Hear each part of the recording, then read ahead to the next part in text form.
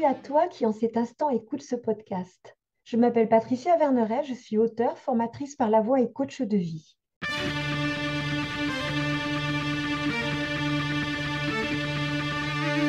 De par les cours que je donne, je suis en lien avec des jeunes gens entre 18 et 25 ans.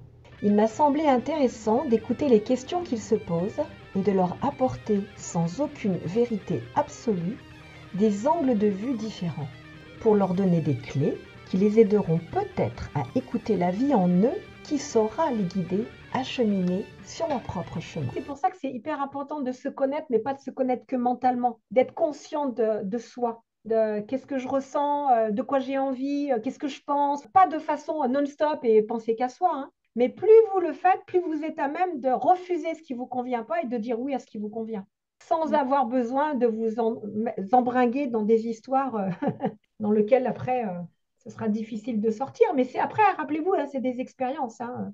De toute façon, on finit toujours par comprendre à un moment donné ou à un autre.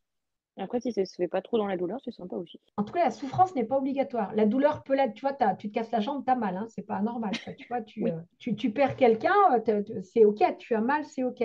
Mais il y a tout ce qu'on rajoute à cette douleur. C'est amplifié. C'est pas anormal. Tu vois, tu déménages, tu quittes tes amis, tu es triste, c'est OK, quoi. Tu vois, pourquoi tu pourrais pas être triste? Ou alors Et en plus, tu dis, en même temps, je n'ai pas le droit, je peux pas me réjouir parce que je quitte mes amis. Et pourquoi tu pourrais pas et te réjouir et être triste de quitter tes amis?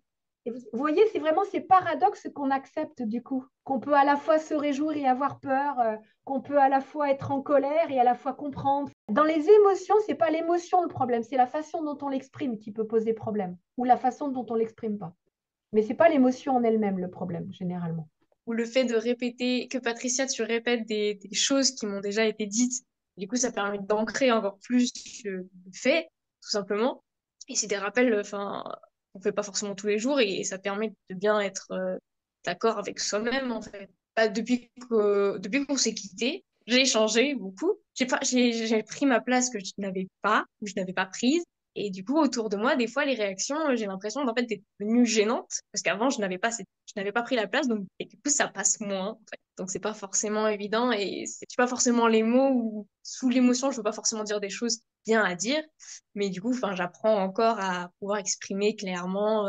Alors que dans certaines situations, c'est hyper facile et la personne en face est capable d'écouter, donc je peux m'exprimer, mais des fois, c'est un peu moins les questions posées par toi, Lucille, Frédéric, et les explications de... Enfin, je veux dire, ça résonne juste. Dans les relations qu'on peut avoir dans la famille, en fait, c'est comme si tout le monde avait un rôle.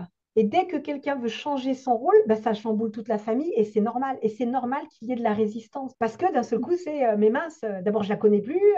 Quoi, elle a changé. Mais il y a des personnes qui vont dire non, mais moi, je veux pas bouger. C'est qu'un passage. Ce n'est encore qu'un passage. C'est dans passage, il n'y a pas sage. Je ne suis pas encore sage. C'est un pas supplémentaire.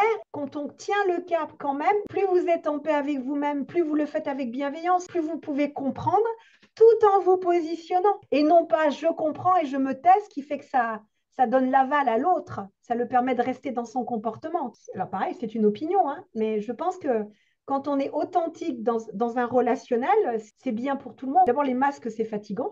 Il n'y a pas de doute.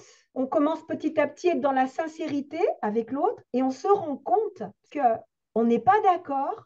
Des fois, tu es en colère, mais on s'aime quand même. Mince alors. Oui, tout à fait. C'est totalement ça. On n'est Voilà. pas d'accord, mais après, enfin, je veux dire, chacun a les expériences qu'il a vécues et du coup n'est pas forcément d'accord. Parce que authentiquement, à l'intérieur, ça sonne pas juste, mais ça change rien au fait qu'on s'aime et qu'on s'apprécie, même si on n'est pas d'accord sur un ou tel fait, quoi. Et là, on est dans intégrer les différences. Et c'est ce que je voulais vous dire aussi tout à l'heure. Il y a toujours une phase où on comprend intellectuellement. Ensuite, il y a une phase où on digère. Et ensuite, il y a une phase où on intègre. Mais ce n'est pas en même temps. Ce n'est pas parce qu'on a compris qu'on a intégré. Non, clairement pas. Clairement pas. Et c'est pour ça que d'avoir des rappels, allez, ça remet un truc ou ça redonne peut-être un élan. Tu vois, comme tu disais là tout à l'heure, bah, les questions, finalement, Lucie les a posées pas comme je les aurais posées, mais du coup, ça répond à mes questions. Et ben, on se retrouve dans la vie avec des gens qui répondent aux questions ou qui donnent le truc parce que tu en as besoin. Et chacun à sa façon. Et pourtant, on n'en a pas fait la demande et finalement, ça s'est fait. Oh bah merci la vie, quoi. Mais à vous d'aller à l'affût de tout ça. Tu vois, par exemple, Lucille, on disait tout à l'heure d'être à l'écoute de ses besoins. Si tu n'as pas la Oui, réponse, si vous ne trouvez pas la réponse, peut-être qu'elle va venir par un film, par oui, une c'est vrai. lecture. Ton mental va le voir, va le percevoir. Après, il y a le voir et comment il le traduit. Ça, c'est encore autre chose. La façon de traduire les choses, des fois, on fait des erreurs dans la traduction. Mais par contre, le message, il était bien là, quoi. Le message de soi à soi. Hein. Vous savez, c'est comme des fois, j'utilise des cartes, pas des cartes divinatoires, pour amener la personne à réfléchir un petit peu différemment à partir de mots qui sont donnés par les cartes. Et la personne, elle en arrive à des conclusions. Elle dit, mais alors j'en reviens pas, quoi. Elle dit, mais c'est magique. Elle pense que c'est les cartes, mais c'est pas les cartes. C'est le fait d'avoir cheminé ce mot-là a impulsé quelque chose auquel je n'avais pas pensé. Ça m'a donné une direction dans ma réflexion que je n'aurais pas apprise au départ, mais finalement, ça m'a mené exactement là où j'avais envie d'aller. Et d'avoir confiance en ce truc en nous. C'est-à-dire que le chemin que vous allez prendre pour y arriver, bah, autant pas trop le prévoir à l'avance. Hein. Vous pouvez, hein, mais il y aura peut-être des éléments qui vont bouger. Mais par contre, là où vous vouliez aller, ça ira, quoi. Mais pas de la façon dont vous l'aviez imaginé au départ. Pour moi, ça a été la chose la plus difficile à faire, ce fameux lâcher-prise et cette confiance en je ne sais pas comment, je ne sais pas quand, mais on y va quand même. Mais c'est OK. C'est ça. Lâcher prise et dire oui, bon, bah, on y va quand même. Après, c'est Ouais. la vie. Enfin, je veux dire, pas être toujours hyper confiant à chaque instant parce que sinon, Si dans le mot confiance, il y a tout va bien se passer exactement comme je l'ai prévu, c'est pas ça la confiance. Ça, c'est tout prévoir, c'est vouloir contrôler. Par contre, comme quand on commence à marcher, on n'est pas sûr de rester debout, et pourtant, on y va quand même, parce qu'il y a une vraie envie de marcher, quoi. C'est juste de se détacher de la forme que ça prendra, de ne pas s'identifier à la forme. Quand tu es en conscience de toi-même, de plus en plus, en tous les cas, et en conscience et en lien avec tes besoins, avec tes envies, etc., et ça ne rend pas égoïste, hein, j'insiste, hein, ça rend juste plus proche de qui on est. Hein. Ça n'a rien à voir avec l'autre, ça, hein, d'être en lien avec ses besoins. Hein. C'est un rapport avec soi, en fait, avant tout. Plus quelque part, ça fait comme une boussole qui dit non, bip, pas là.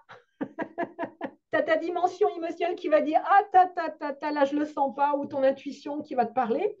Alors qu'avant, ta raison, elle aurait dit, il faut y aller, quoi. Tu vois, il faut aller là, quoi. Ce podcast se termine. J'espère qu'il t'aura mis en mouvement pour te rapprocher un peu plus de ton être profond. N'oublie pas, toi seul sais ce qui est juste pour toi-même. Merci pour ton écoute.